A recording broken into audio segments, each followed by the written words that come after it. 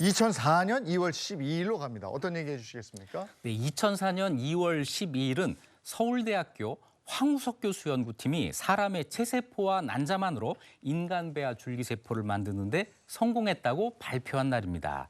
이 내용은 세계적인 과학 저널이죠. 사이언스지에 실렸는데요. 줄기세포를 이용해서 난치병을 해결할 수 있는 길이 열리자 한국에서는 황우석 신드롬이 일어났고 세계는 찬사를 보냈습니다. 그런데 얼마 뒤에 이 논문이 조작임이 드러나면서 전 세계를 흔들었던 황우석 신화는 끝나게 되죠. 야, 배아줄기세포 논문 나오고 황우석 박사가 정말 국민적인 영웅이 됐고 황우석 박사의 전기까지 위인전까지 나올 정도로 정말 대단했는데 이게 조작이었다. 당시 국민들 실망감이 정말 컸거든요. 당시 저는 어린 나이였음에도 불구하고 정말 또렷하게 기억이 날 정도로 정말 대한민국 전체가 들썩였던 그런 사건이었습니다.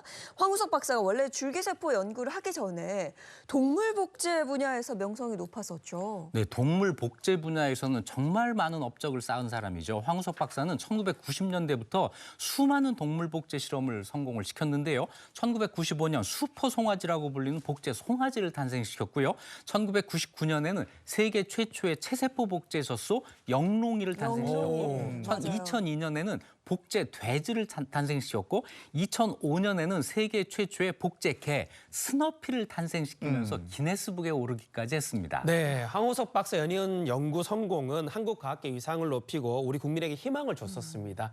그러다가 배아줄기세포 배양 논문까지 나오게 된 거죠. 네, 황우석 박사가 2004년 사이언스지에 세계를 놀라게 할 논문을 발표해요.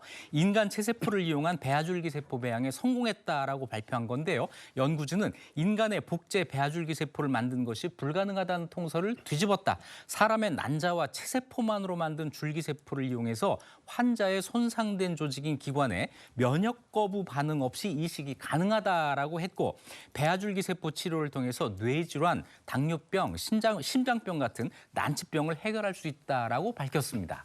이게 그 당시에는 불치병, 난치병 환자들에게는 새 생명을 얻은 듯한 맞아요. 정말 엄청 희망을 환희의 가졌었죠. 소식이었고 막 이랬었는데 그 실망감도 많이 컸고 근데 그 당시에는 또 한국 과학 발전에 대한 얘기를 늘 하고 한국 과학에 대한 사랑에 대한 얘기를 늘 하면서 황우석 박사를 모든 국민이 좋아했잖아요. 네, 이 배아줄기세포 논문 발표 이후 해외에서 황우석 박사를 영입하려는 시도가 많았다고 해요. 이때 황우석 박사가 외국의 좋은 조건을 마다하고 국내에 나와 연구를 계속하겠다. 이렇게 밝혀서 전 국민을 감동시킵니다. 네. 한국의 영웅으로 절대적인 지지를 받았는데요.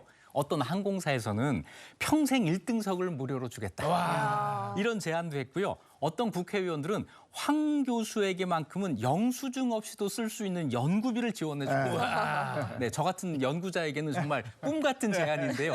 이걸 해주겠다고 한 겁니다. 그 당시 정치계, 경제계, 산업계, 언론계 또 초등학교부터 모든 학교에서 어느 한 군데 그 영향이 미치지 않은 데가 없을 정도였습니다. 대단했죠. 그러니까 그 대한민국의 희망의 아이콘이 된 건데 그 신화가 오래 가지 못했죠. 네, 그 시작은 2005년에 한 방송사에서 황 교수 연구에 사용된 난자의 출처의 의문을 제기하면서부터였습니다. 난자 채취 과정에 불법 행위가 있었다는 거였는데요. 일부 난자는 여성 연구원들을 상대로 해서 강제로 채집했다는 이런 얘기가 나온 거예요. 보도 직후 황 박사는 사실을 시인하고 공직에서 사퇴했습니다.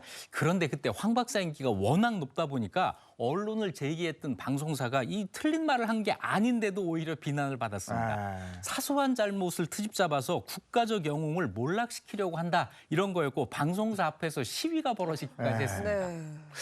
그때 이제 그 너무나 인기가 많았었기 때문에 왜 못 끌어내려서 안달이냐 이러면서 맞아요. 그야말로 난리가 났었는데 논문 조작이 밝혀지면서 이게 완전히 반전됐죠.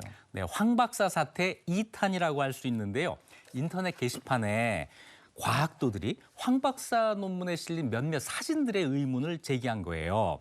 자, 이 사진이 다른 사진이 쓰인 것 같다라고 하는 거였고, 그래서 이 사진을 분석한 결과 같은 세포 사진을 다른 세포인 것처럼 올린 게 확인이 됐습니다.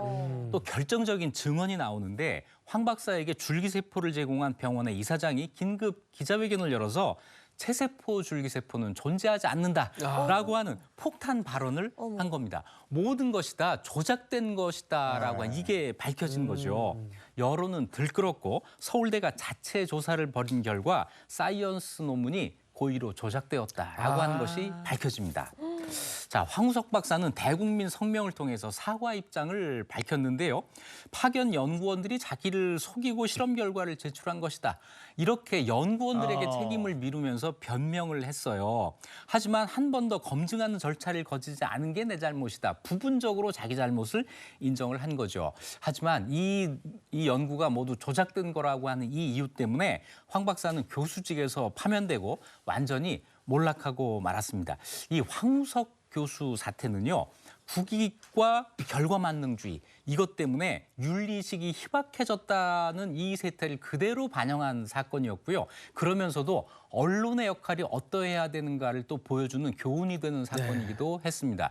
그리고 많은 연구자들이 국익을 위해서 연구하는 게 아니고 인류를 위해서 연구를 한다는 믿음을 가지고 활동하는 것을 좀 인정해줘야 되는 계기가 되기도 했습니다. 한국의 많은 연구자들은 국익을 위해서 연구하는 게 아니고 인류를 위해서 연구합니다. 그런데 그 결과가 크게 보면 국익에 도움이 된다고 하는 이 사실을 꼭 인정해 주셨으면 좋겠습니다. 오늘의 역사학자 이익주 교수와 함께했습니다. 고맙습니다. 네. 고맙습니다. 고맙습니다.